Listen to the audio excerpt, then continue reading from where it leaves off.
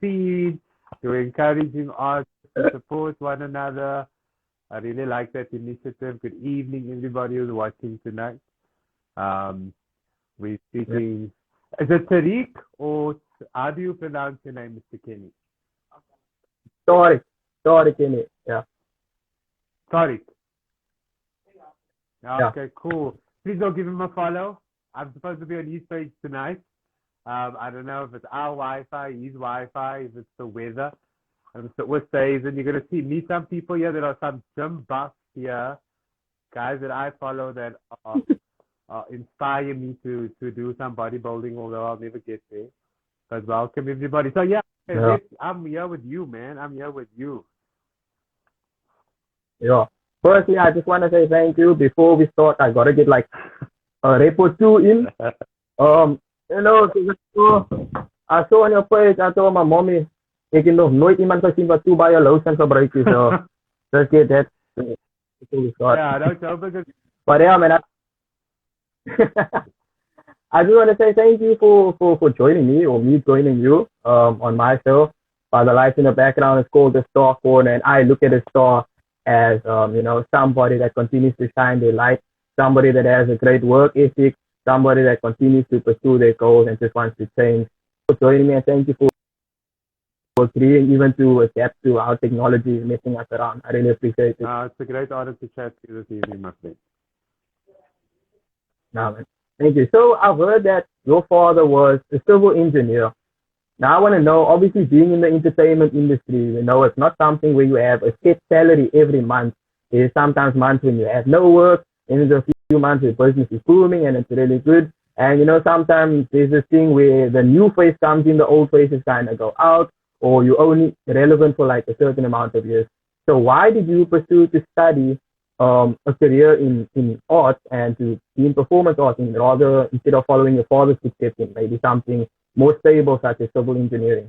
My father might disagree with you, but that civil engineering is more stable. But you always tell me, whatever you do, do not become a civil engineer, because for most of my youth, he was always on the road. He always had to be somewhere building some road. But in a metaphor for his life, you know, he was always connecting towns and connecting places. So in a way, I got into the arts. I'm just plugging in my power here because, you know, I wanted to find a way to communicate with people around me. And I can only speak for myself, but the big reason why I got into the arts was to give voice to the voiceless. I felt like becoming an actor and an artist, I could speak about things that people for so long have been negated to have a voice, and especially being a kid in the 80s. Africa, I always felt like we didn't have a voice. I didn't have a voice. And that's why I got into the arts. I wanted to use it as a platform to spread my message, to educate people, to make people aware of their surroundings. And that was, I wasn't aiming to become famous or to become, sorry, my wife is just doing lights here quickly. Specific up better. But it was basically for that. And you know, I watched a show called Joe Barber, and I wasn't really set on becoming an actor. I was gonna study some.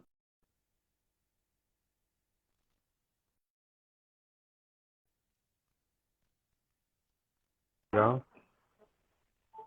So there's a whole other show going on behind the scenes here. Can't see. But where was I? I saw a show, Joe Barber, when I was in my teens. I was about, I think I was 18 or 19. And Oscar Peterson, and I was going to go study medicine at Stellenbosch. That was sort of the path. But that was also the thing, like, what do you become when you grow up? You become a doctor kind of thing, you know? Those are things that you program to think is going to bring you wealth.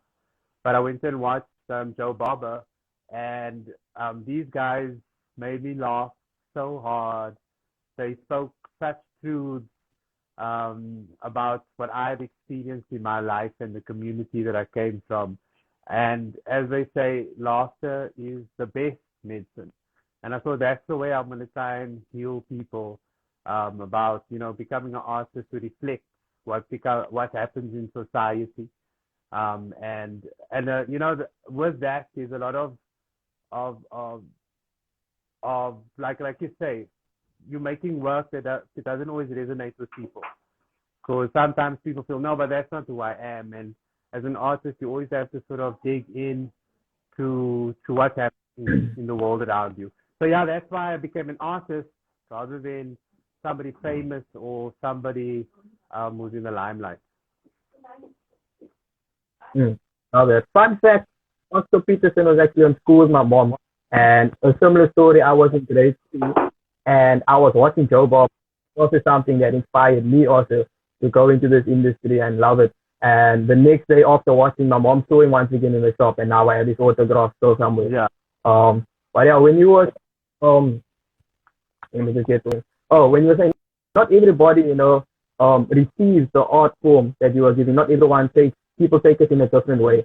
Some people love it, some people hate it. And you are an artist that can do a variety of arts. You've danced, you've done physical theater, you've done experience theater, you've even sang on stage with your wife. How do you deal with it when people come with negative feedback to you? Does it kind of go and affect you mentally and affect your state of mind and your work?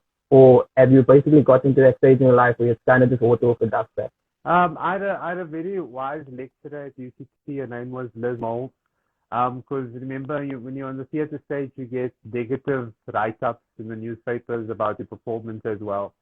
And then the next week, you'll get a brilliant performance about it, write-up about that same performance.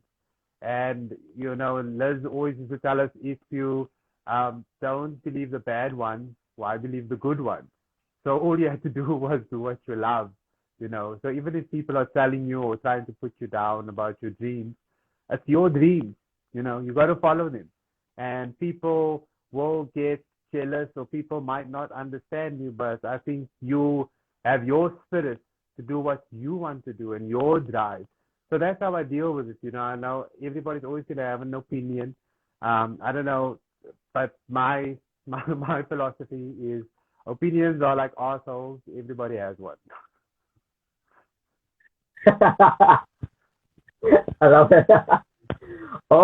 Now one thing is, you obviously were very positive and your mind was kind of set on the straw. But was there ever a time while you were studying where you maybe thought this isn't going to work out or this isn't for me? And if you did, how did you overcome that thought? I think when I was studying, you sort of live in a bubble because you're busy learning. So you are so deep into it. You're not really paying attention to the world around you. And the harder you work at your studies, people will invest in you because they see the potential. And I was lucky that people would see my potential and they'd invest in me. So I knew I was getting better at what I was doing. It was more when I was out in the real world and you get you get so many no's consistently. You get a no, and then you're gonna go. Then you sort of go, okay, I'm gonna go work as a teller somewhere, or I've tried a few other things in terms of once the acting scene I felt that didn't fit into the acting scene anymore. I had to become this celebrity almost, which wasn't why I joined this thing. And not to negate people who are celebrities, but my view and my passion for my career had always been one thing. So at some point I felt, I must be out of touch with what this whole thing is about. And so let me get a normal job, And the thing is, nothing is normal essentially, because even when I did work as a teller, I learned so much about people and I realized I love people and I can't stop doing what I'm doing. I invest in people. So I don't know. I was like, afterwards, I keep saying no for roles. And then, 1 year I only worked for I think it was 30 days, on the year of 365 days that I worked. And those two jobs, I got no work in South Africa. I got 2 calls on a film called The City of Violence. I got to act with Forrest Whitaker and Orlando Bloom, out for 2 days. Then I flew to France. I was there for I worked almost for 2 months, just under 2 months, in France in a dance show. And I was like, well, South Africans aren't appreciating my views. And yeah, in another part of the world, people are loving me. And I realized maybe, it's not my time in South Africa. And I just have to be patient kind of thing. Love it, love it. How does it feel going to be in the same space with well-known people such as Orlando Bloom and even Morgan Freeman? Was there any, like, maybe that sense of nerves? Did you maybe get to have a conversation with him, or was it all strictly just professional and just get the job done? I've always figured that you have to be professional. Once you're on set, you're in character. You have to be true to the character you're playing. So that's one thing I learned being on those specific sets is that they're there to deliver a character, a believable character, and they can't break it. And I learned from that, about the craft is that once I step on set, once I walk out of my dressing room, I've got a job to deliver a character. So it's never that, you think, oh, these Hollywood stars are being so rude, but they have a job to do and they got to focus. There was a little conversation on set. So it was myself, Orlando Bloom, and Forrest Whitaker. And it's so weird because who calls their kid Orlando and who calls their kid Forrest? Now they're on set and they're having this chat and you're going like, this is a Oscar winner just having a normal conversation. And here's Orlando Bloom, one of the most beautiful people on earth, actors with his blue eyes. And you get to stand and look at him and play the scene. You do get a bit starstruck. I think you realize the weight of the work they've done, and now they're standing next to you, and you're going, one day I will be there. I will make all that kind of work and be respected for the work I make. Awesome. Sorry, I just had a load shedding incident in my life. Yeah. I wanted to ask, you were speaking about, the immediately in the character. How easy is it for you, or how difficult is it for you? Because I know that on theater, you have more time to develop your character, more time to learn about your character and get into your character. Whereas when you're in front of the camera, it's kind of now just learn your lines and you've got to get into there. So you play this character on Pop Lock and Roll, and to me you seem like a nice guy, but on this character you were like, oh, Pakamisa with a gun, shooting violence, had Maurice Page, slow and all that, and threatening his son. Yeah. How easy is it for you characters that are different from your personality, and how easy is it for you once you're done to snap out? Because I feel like maybe if you've been a few months portraying a certain character, maybe you kind of get like lost in the character and now things are done, but you kind of still see certain ways of the character, because at the end of the day, you play the character, but the character essentially does become you. So how easy is it for you to differentiate between those two? I don't know if I can. I think because you're always in study mode as an actor. And when I say study mode, you're always like looking at people. You're always watching people. I do a lot of people watching, because you're never like, this is who I am. Now I'm in character, and it's energy stuff. So I know me as David, like you're saying, I'm very chilled, very homely. That's who I know I am. When I'm at home, I know my dogs will wake me up like this and be like, hey, be a normal dude. But like even with a role for Pop Rock and Roll, I spent 2 weeks going to Westbury, watching people, speaking to gangsters, ex-gangsters, just, listening to their stories, doing interviews, watching their all the little habits, trying to pick habits for my character, developing things. And then you paste those things onto you. And sometimes they just come out naturally, even when you're having a conversation, because those characters do become part of you. But I don't think that, obviously with theater, you're performing every night for a month, 2 months. You almost can't deny being that person unless you're sleeping, because when you're sleeping, it sort of switches off. But with theater, it's a bit harder because you're doing it over and over and over every night. But I think you need to find keys for yourself that reminds you of who you are as a person. And I enjoy reading, for instance. Reading will always take me away, and I'll get into another space in my imagination. And my dogs will always remind me of, hey, it's playtime now. You got to stop being the serious guy. Um, but I also even think, that once the camera's on, it's never that you just walk up there and say your lines. I like to think that I spent 4 years of my life at UCT learning to play like so many characters, and at any point in my performance, I can call on elements of the characters that I've played. Like I can walk into set and say, today I'm going to play this like Hamlet. Today I'm going to play this like Denzel Washington. Today I'm going to play this like Malcolm X. So I like to have a toolbox. I keep picking little like moments that I enjoy about performing. So I've got little keys that take me out. My Jack Russell is busy biting me saying, hey, I need to play now. So in all of this, come here. It's almost playtime. You can almost get it playtime. Come say hello to the people. Say hello. She went for a walk, so she's got a little rub. Say hello.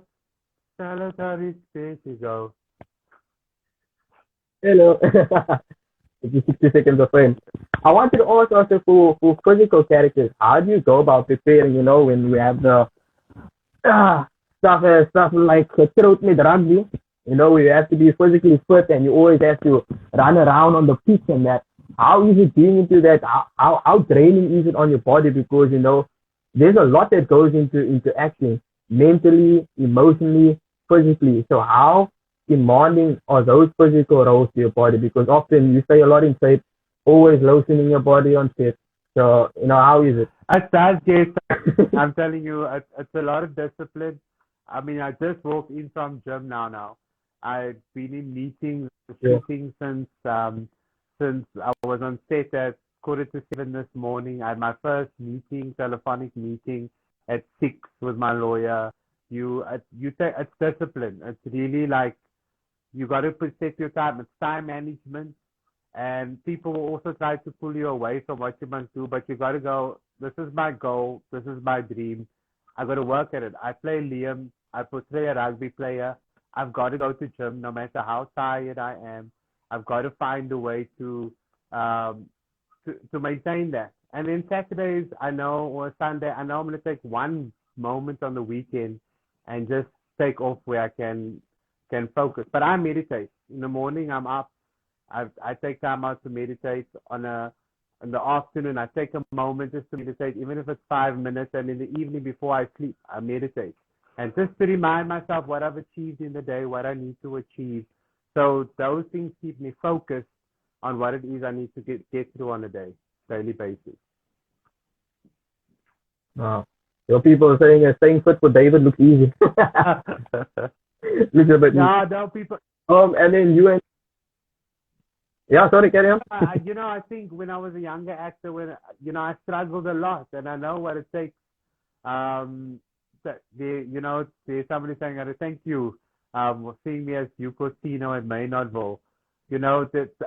When you're doing theater, it's hard work, and the reward is not the money. The reward is the audience experience and applause at the end.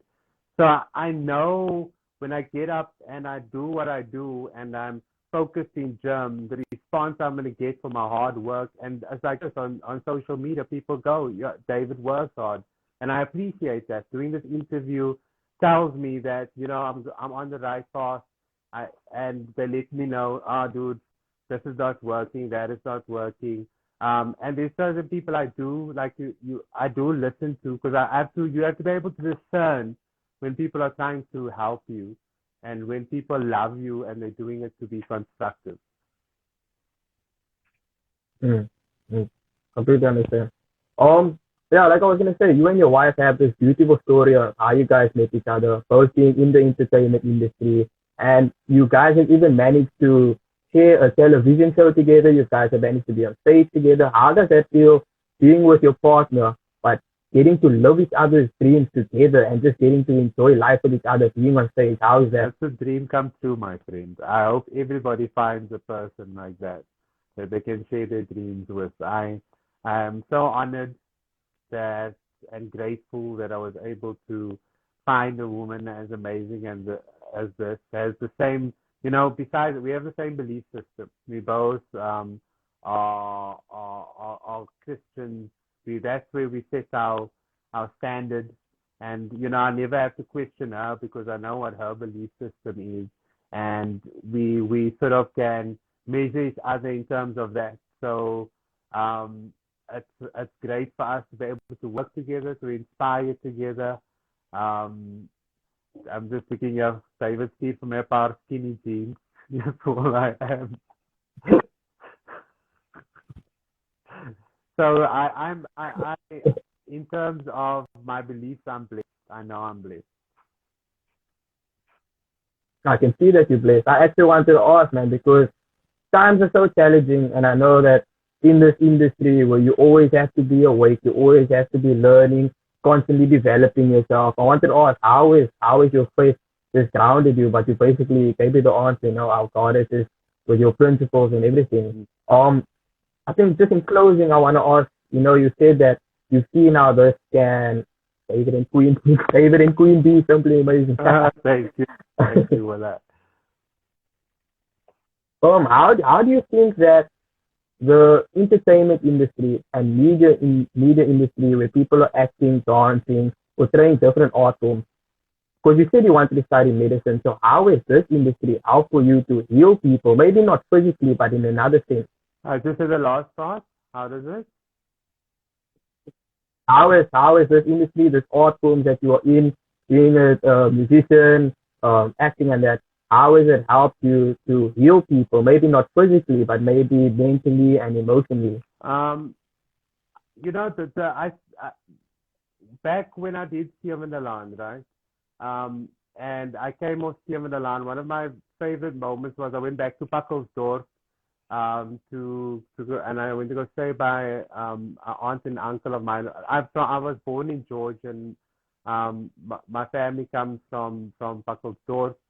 And I remember coming off Stem in the Land, and there was this little kid. I was reading a book in the garden, and this little kid kept popping out his head, and hiding away from me. And then I called him over. I said, "What's up? What? So he asked me, "How did Uncle get out of the TV?" And it's the same thing. I needed to debunk certain ideas to people, because we all grew up looking at the television as this holy thing, and once you're on TV, you've made it kind of thing. So I realized that by making people understand the world around them better will help them. And as an artist, after a show, and people always look at me and they say, "Wow, I love that. I enjoyed how you said that." So it's not necessarily in the show. It's those moments you get to speak to people face to face and discuss concepts of the shows that I've done. That really makes you go, that's when you realize the effect you have on people. And I don't necessarily say that I'll heal them, but that they get to talk. They get to speak about things that they feel strongly about. So often the character played in acting can often relate to something that somebody's going through. Yeah. So, I definitely think that. Then I saw that you, in another interview, you said exactly what you said. Sometimes people will see like, you play Tengesi from Tengesi, and how did Uncle get out of here? And you just introduce yourself as, "Hi, I'm David," you're that person. I also want to say thank you to the person that acknowledged my question as being a powerful question. Yeah. In closing, I just say I really brag, but I do want to brag now. You mentioned Seven the Land. Guys, I'm happy to say this is the third person that's been on Seven the Land that I've met. So that's a flex, that's a brag from me. I have to say that. It's been you, Amalia Ace, and Quinn Brown that I've met so far. It's been a good journey, man. Yeah. So I just want to say thank you so much for joining me. Despite what happened, technology has let me down. I had my list of questions here, and the laptop powered off, what the ring light powered off, so the questions disappeared. But luckily I still kept them up. I wish you all of the best. Thank you. Just continue with what you are doing. You truly are an inspiration. Just by being you, just by being true to yourself, you are an inspiration in yourself. All the characters that you play, your work ethic, it truly means a lot. It inspires people like me that is trying to get into the industry, that there is a way to get into the industry. You just have to be hardworking. You have to continue evolving. You have to be humble and thankful. Just try to adapt and help me out, even though technology let me down. Thank you so much. And you keep doing what you're doing. I'm inspired by the call out that you did, and you're on the right path. You're connecting with people. You're really connecting with people. So thank you to you too for taking time out to speak to me. I deeply appreciate it. Yeah. Thank you, man. Will you please just save this live so I can download it also? I will do so. And then I'll get it from there. Thank you, everybody, for tuning in. Thank you, man. Oh, wait. Somebody just asked, can you send greetings to your wife? I will send. She's sitting here working very hard. Okay, that's all right. All right, see you guys. Bye-bye. Thank you so much. Enjoy your evening. You too. Bye.